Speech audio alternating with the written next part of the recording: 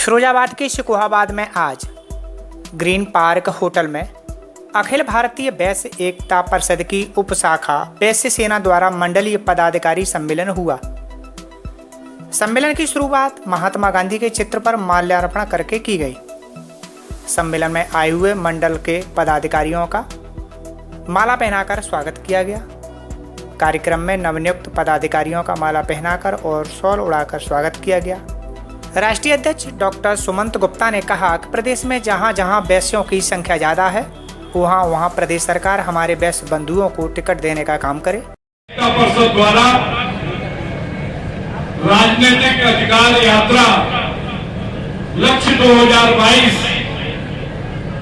40 दिन की ये रथ यात्रा मैनपुरी से 5 दिसंबर से प्रारंभ हो रही है, जो उत्तर प्रदेश के महानगर, नगर और कस्बों से होती हुई विभिन्न स्थानों पर पहुंचकर शंखनाद करना चाहती है। राजनीतिक दलों से मांग भी करना चाहती है कि उत्तर प्रदेश में 403 विधानसभा क्षेत्रों में से 106 विधानसभा क्षेत्र वैश्य बहुल हैं, जहां वैश्य मतदाता प्रभावी संख्या में रहता है।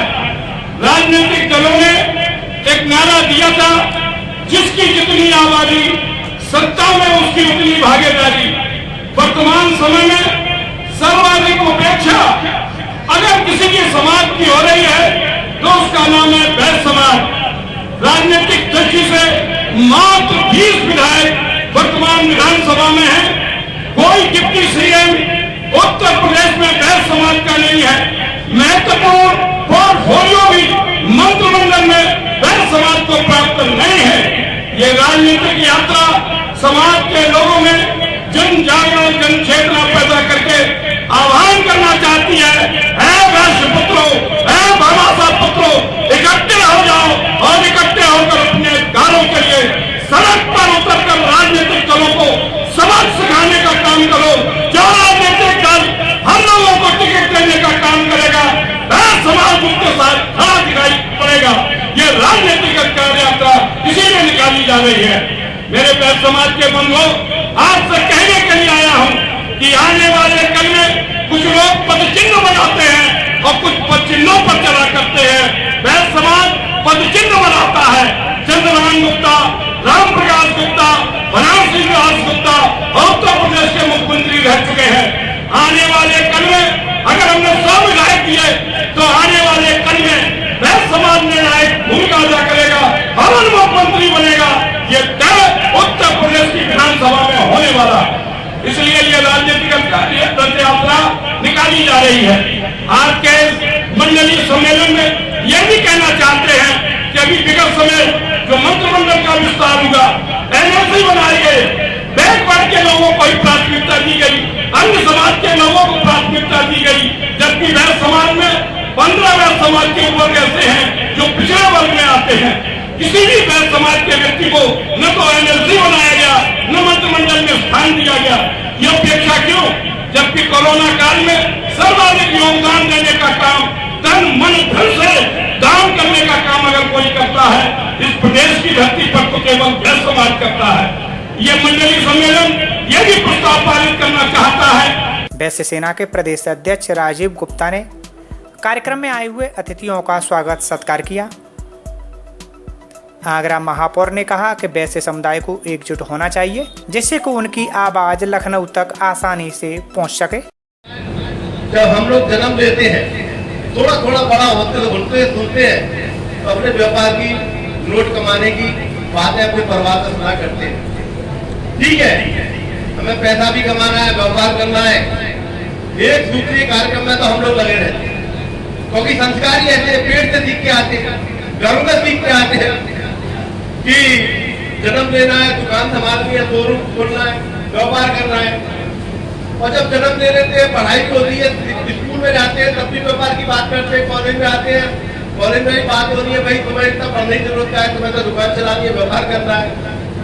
तो बच्चा जब जन्म लेता है वैश्य समाज का और बड़ा होता चला जाता है, उसके मन में व्यापार बिजनेस की बातें रहती है। एक ही सूत्री कार्यक्रम, ठीक है जी, एक ही सूत्री कार्यक्रम अपनाना भी चाहिए। इसके पीछे भी नहीं हटना चाहिए। मैं इसमें 3 सूत्र और जोड़ रहा हूं। अगर तरक्की करनी है तो इसमें 3 सूत्र और मैं जोड़ रहा हूं। व्यापार करो, शिक्षित बनो, संगठित रहो और राजनीति करो।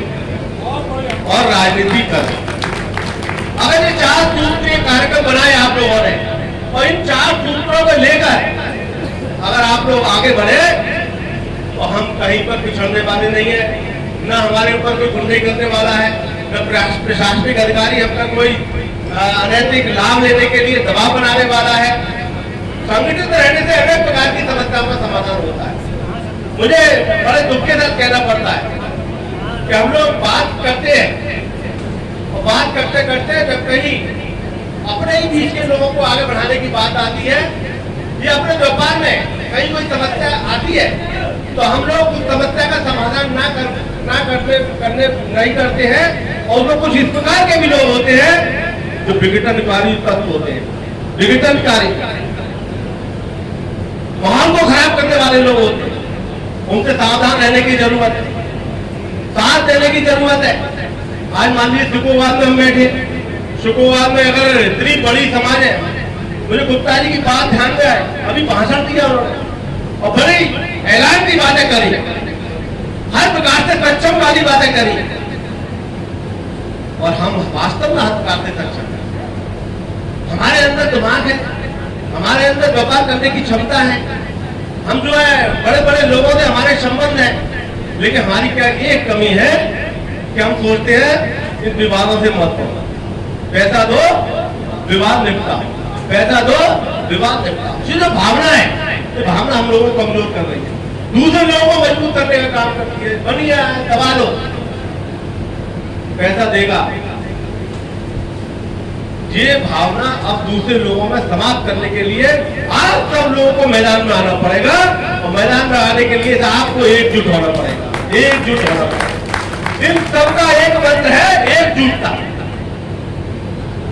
एकजुटता। हमारे वैद्य समाज की ओर से हमारे डॉक्टर सुमंत गुप्ता जी बहुत परिश्रम से, बहुत मेहनत से काम कर रहे हैं। उन्होंने बड़े भावुक होकर कहा कि ये मेरी हो सकता है कि अंतिम रथ यात्रा के रूप में मैं निकल रहा हूं। तो बुढ़ा जी ने टोका उन्हें, डॉक्टर वैसी बात मत करो, पूरे हिंदुस्तान की वैद्य समाज आपकी ओर देख रहा है। आप वैद्य समाज के मसीहा के रूप में प्रकट हुए, आपको अभी बहुत काम वैद्य समाज के बीच में करना है और डॉक्टर उसके पीछे भी नहीं रह रहे हैं। इस समाज को संगठित करने के लिए, इस समाज को मजबूत करने के लिए, इस समाज की ताकत दिखाने के लिए, एकता दिखाने के लिए डॉक्टर सुमंत गुप्ता 35 दिन की रथ यात्रा प्रारंभ कर रहे हैं। 35 दिन की रथ यात्रा।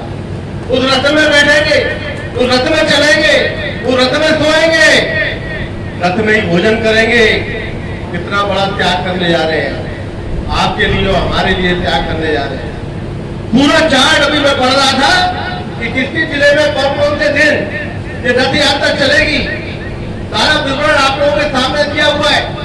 हम लोगों को करना क्या है, हम लोगों को तैयारी अभी से करनी है। हम लोगों के ज्यादा से ज्यादा जनप्रतिनिधि बनेंगे, ज्यादा से ज्यादा हमारे मंत्री बनेंगे तो ताकत आप लोगों के पास आएगी।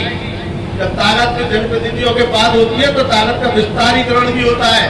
हमारे समाज के ऊपर अगर कोई बात आती है तो हम डंके की चोट पे अपने जनप्रतिनिधि से कह सकते हैं, उसका हाथ पकड़ के उससे काम कराने की ताकत हम लोग रख सकते हैं। जब वो विधायक बनेगा, मंत्री बनेगा, तभी हो सकता है। लेकिन किसी कारण से अभी लखनऊ की डेट फाइनल नहीं हुई है, लेकिन बड़े महानगरों में आगरा है, गाजियाबाद है, लखनऊ है, गोरखपुर है, बनारस है, मेरठ है। ये बड़े महानगरों में, पुराने महानगरों में गिनती हुई। यहाँ से भी संदेश पूरे प्रांत में रहता है, लखनऊ की राजधानी में जाएगा, दिल्ली में भी जाएगा।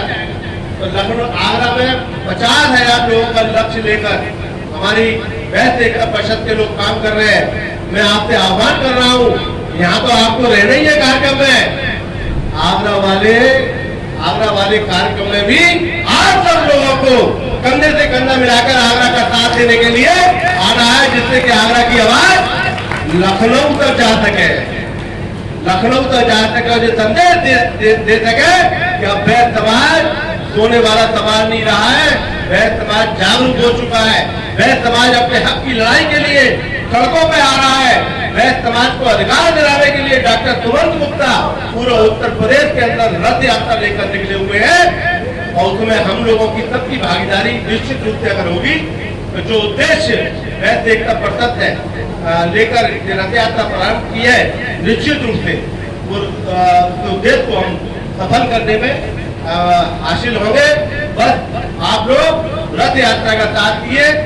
35 दिन की रथ यात्रा, 35 दिन तक आप लोगों को चैन नहीं करना चाहिए, नींद नहीं आनी चाहिए ठीक ढंग से।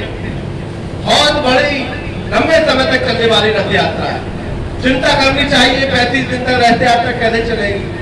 जो सहयोग बन पाए वो सहयोग इस रथ यात्रा में आपको देना चाहिए। अगर आप लोगों को और अच्छा सहयोग रहा, हो सकता है इसका विराट स्वरूप भी किसी न किसी महानगर में आपको देखने के लिए मिल सकेगा। इन्हीं शुभकामनाओं के साथ मैं डॉक्टर साहब की यात्रा को सफलता की कामना करता हूँ। आप सबके भरोसे डॉक्टर साहब को विश्वास दिलाता हूँ कि उत्तर प्रदेश का वैश्य समाज आपकी रथ यात्रा में कंधे से कंधा मिलाकर आपका साथ देने का काम करेगा।